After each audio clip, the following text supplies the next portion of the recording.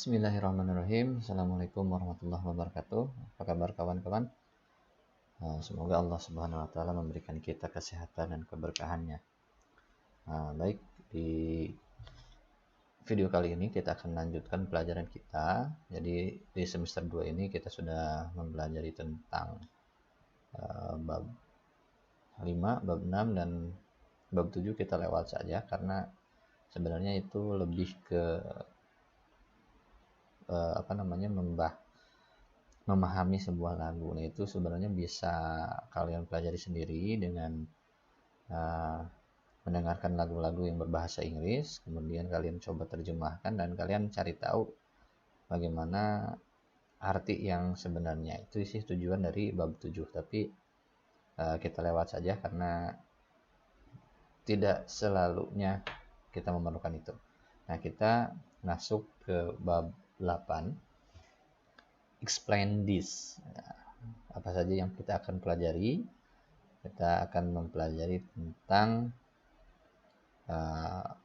memberi dan meminta informasi terkait keadaan, tindakan, kegiatan, kejadian tanpa perlu menyebutkan pelaku. Nah, jadi simpelnya kita akan mempelajari passive voice dan kemudian selanjutnya kita akan belajar lagi dengan explanation, ya, text explanation.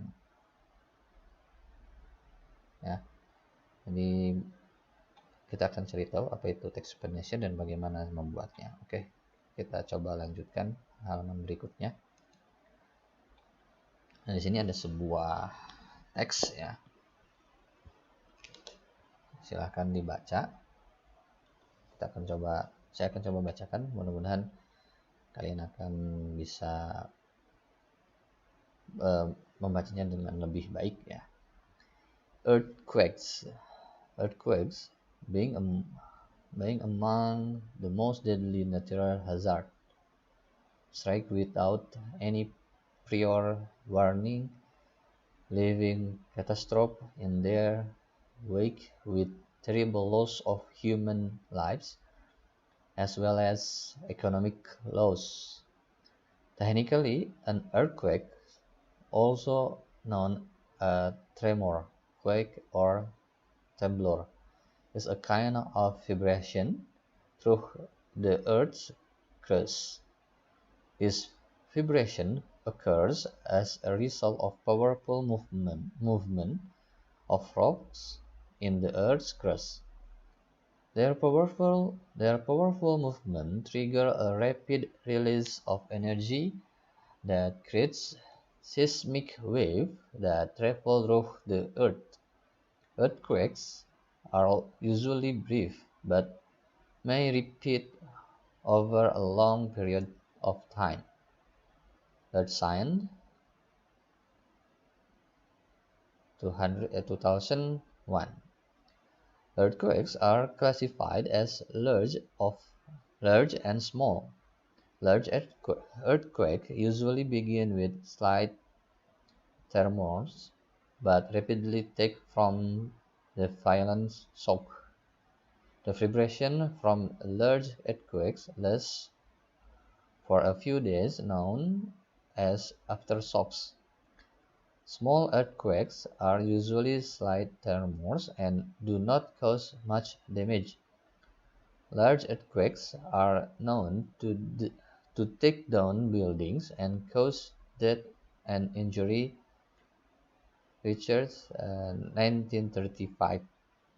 According to some statistics, there may be 500,000 earthquakes every year, but only about 100,000 can be felt and about 100 or so can cause damage each year.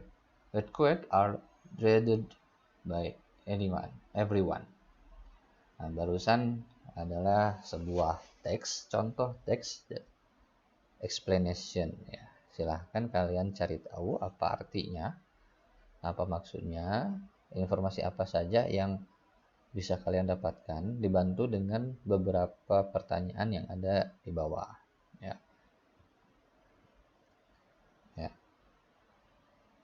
Misalkan, have you ever witnessed an earthquake? What effect did you have on you?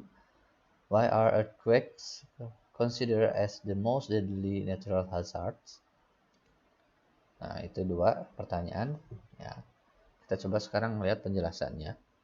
Apa itu explanation text? Jadi nanti yang barusan silahkan terjemahkan, cari tahu artinya, apa maksudnya, informasi apa aja yang kalian peroleh dari itu. Nah, teks barusan itu berjenis explanation text ya. Kalau semester 1 kalian sudah belajar eksposisi, kemudian kemarin analytical, nah, kemudian sekarang explanation. Explanation ini sebenarnya mirip-mirip saja dengan kedua hal itu, tapi kita lihat apa yang membedakan dia. An explanation text is a non-fiction text that is used to describe how or why things happen. Nah, jadi sebuah teks non-fiksi ya, untuk menggambarkan bagaimana atau mengapa sesuatu terjadi.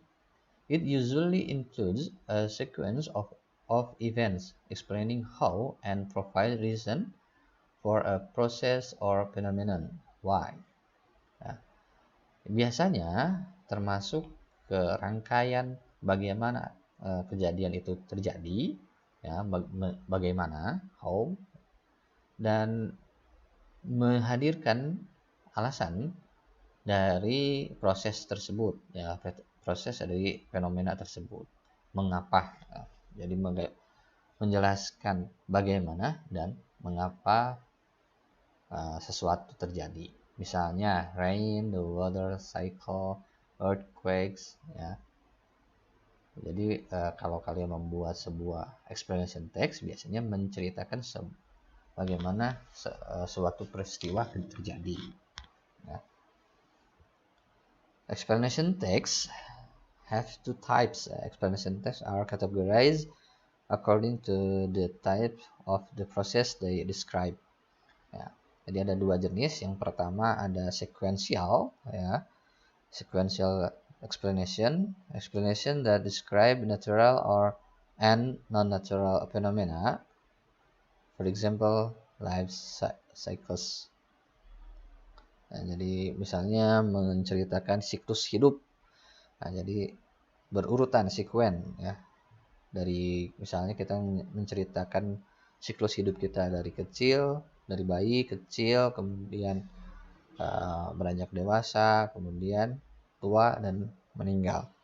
Atau dengan bentuk cause and effect explanation text that link cause and effect in explanation how and why an event occurred from, for example, volcanoes. Nah, kalau yang ini cause and effect, jadi sebab akibat. Misalnya menceritakan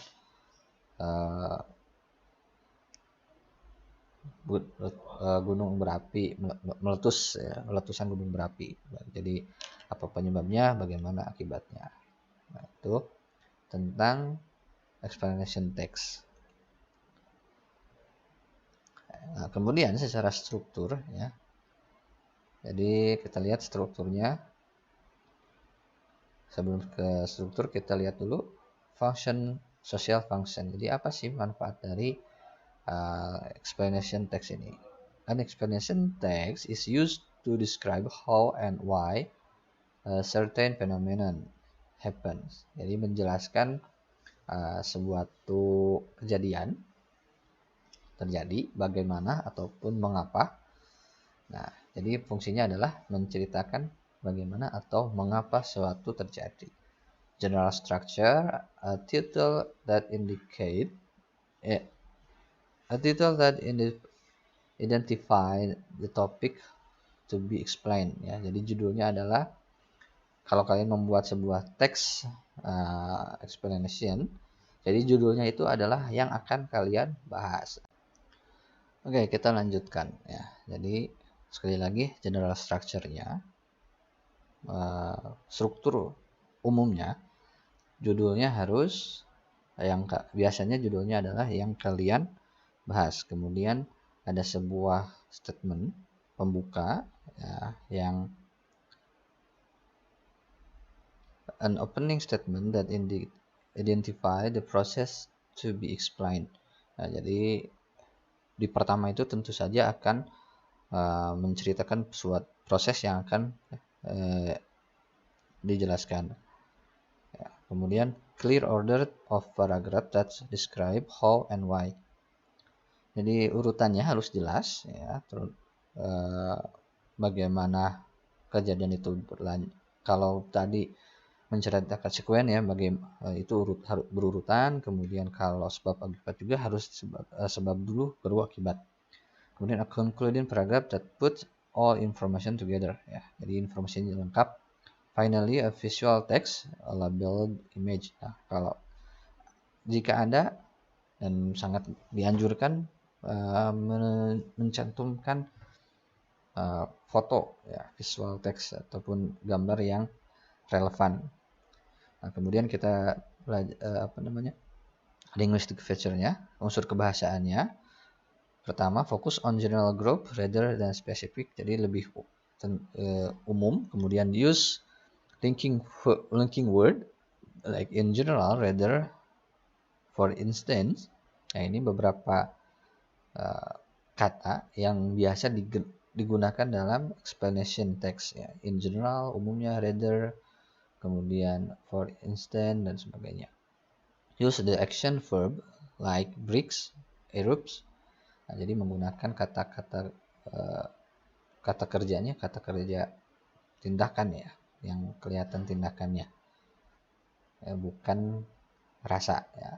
Jadi misal seperti breaks, erupts. Nah, jadi kalau kalian menggunakan menjelaskan sesuatu dengan explanation text, lebih menggunakan kata-kata kerja yang kelihatan kerjanya. Terus present tense, ya.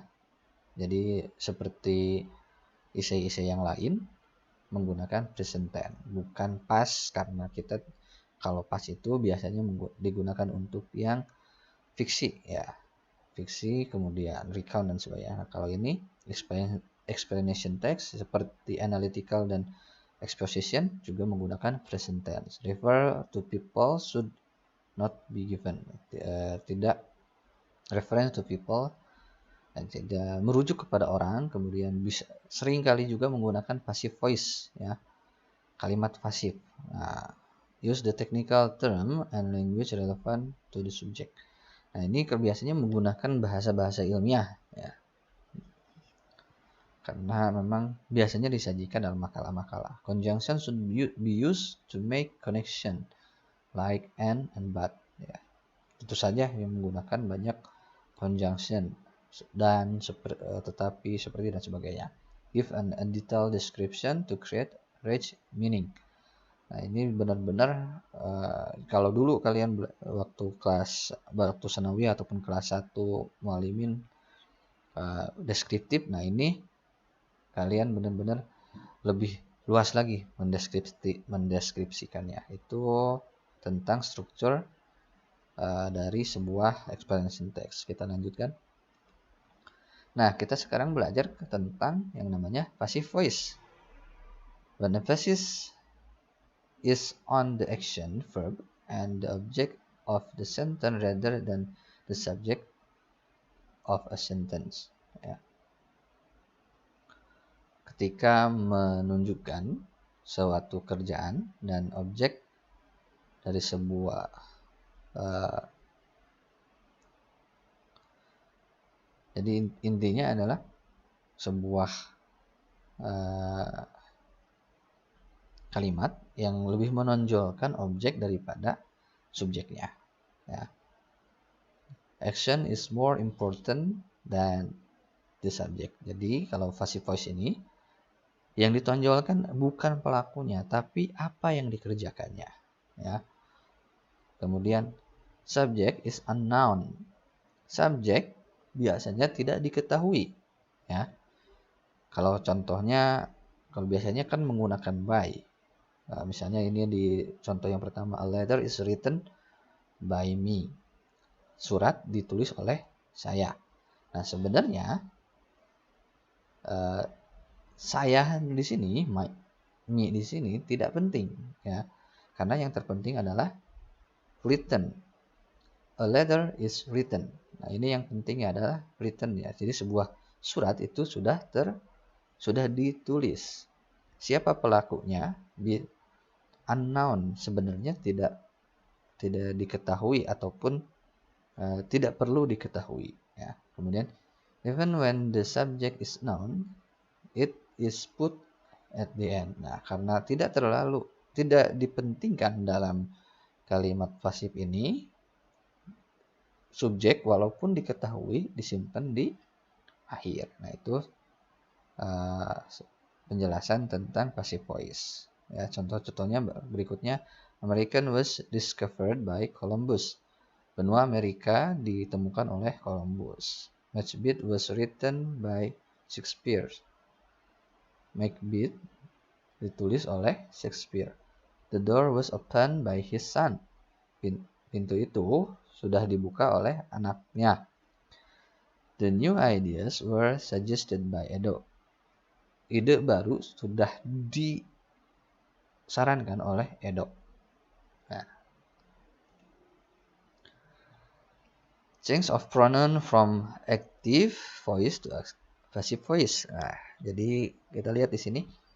Di sini ada sebuah tabel pronoun ya, kata ganti. I, we, you, they. I, we, you, she, he, it, they. Nah, kita kenal kalau yang kanan ini itu adalah subjective pronoun, subjek yang dipakai menggantikan pronoun yang digunakan untuk subjek. Nah, jika kalian membuat sebuah kalimat pasif, subjeknya biasanya disimpan di belakang dan dirubah dari I menjadi me, we jadi us, you tetap you, he jadi him, she jadi her, it tetap it, they jadi them. Ya. Nah, ini ada aturan bagaimana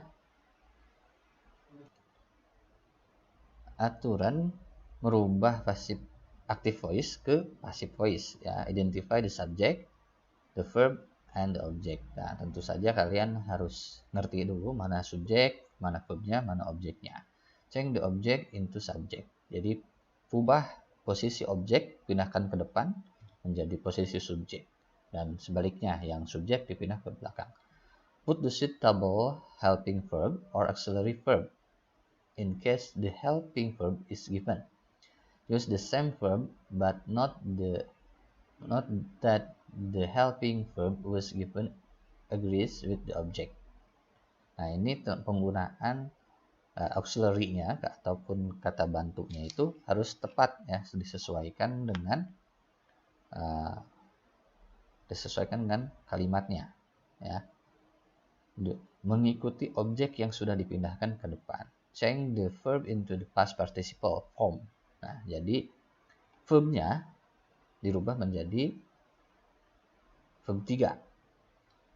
Kemudian add the preposition by. Nah, ini disimpan ada by ini setelah objek, kemudian verbnya, baru kasih by, kemudian subjek. Change the subject into objek. Nah, kemudian seperti yang tadi di kedua, subjeknya dirubah menjadi subjek menjadi objek. Nah, oke, kita lihat contohnya. Kita ini ada kalimat aktif ya. The teacher is going to explain the lesson. Ya. Kita rubah menjadi pasif. The lesson is going to be explained by teacher. Ya. Di sana kita lihat teacher sebagai subjek, kemudian is going to explain verbnya explain ya. Kemudian the lesson adalah objeknya. Ketika dirubah menjadi passive voice, jadi listen dipindah ke depan. The listen kemudian is going to explain tetap, tapi kata kerjanya menjadi past participle ya. Explain jadi explained. Kenapa is going tidak dirubah? Karena ini adalah yang menunjukkan future, ya. Jadi tidak dirubah, yang dirubah adalah explain, ya. Jadi explain. Nah, kemudian ditambah lagi dengan kata kerja bantu, ya, yaitu be, yang tadinya tidak ada be menjadi be, is going to be explained. Kemudian baru teacher-nya dipindah ke belakang by the teacher. Contoh yang kedua, she closed the door. Dia telah menutup pintu. Door dipindah ke depan, the door. Kemudian close tetap, ya, kita tahu verb 2 sama verb 3 untuk yang regular tidak berbeda, ya, tetap close. Kemudian karena the door yang menjadi subjeknya di sini, kita kasih kata kerja bantu was, ya. Kemudian baru ditambah she berubah jadi her di belakang. Nah, ini ada bentuk-bentuk rumusan dari passive voice, ya. Kita ikuti rumusannya, ya, kebiasaan yang dipakai oleh orang-orang pengguna bahasa Inggris, ya. Apabila present simple gimana, present progressive gimana, present perfect gimana, past simple, past progressive, ya berbeda-beda. Nah, itu tentang passive voice. Kita lanjut. Nah, kita balik lagi ke explanation text. Nah, ini strukturnya, ya. Jadi ada minimal ada beberapa paragraf, ya. Paragraf pertama adalah introduction, menyebutkan apa yang akan kalian bahas. Kemudian opening statement, ya. Kemudian ada penjelasan sequence pertama, proses pertama seperti apa, kemudian proses kedua, ketiga, dan baru terakhir jika memang sudah beres, tidak ada proses selanjutnya, conclusion, ya. Jadi ingat harus menggunakan present tense, kemudian technical form, technical terms, kemudian action verb, ya, banyak menggunakan action verb, kata kerja yang terlihat kerjaannya. Kemudian ada conjunction, ya, kata hubung, ya, yaitu tentang explanation text. Oke, ini sebenarnya latihan saja, ya. Silakan pilih topik berikut, kemudian buat sebuah explanation text dari 3 topik ini. Formation of rainbows, life cycle of an animal, how tsunami earth formed. Ya, silakan dibuat sebagai latihan.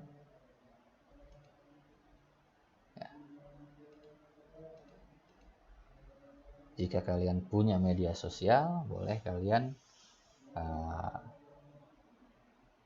upload di media sosial kalian. Apakah mau berupa tulisan, kalian punya blog, ya silahkan. Atau kalian juga bisa membuat sebuah video, kemudian kalian upload di YouTube kalian.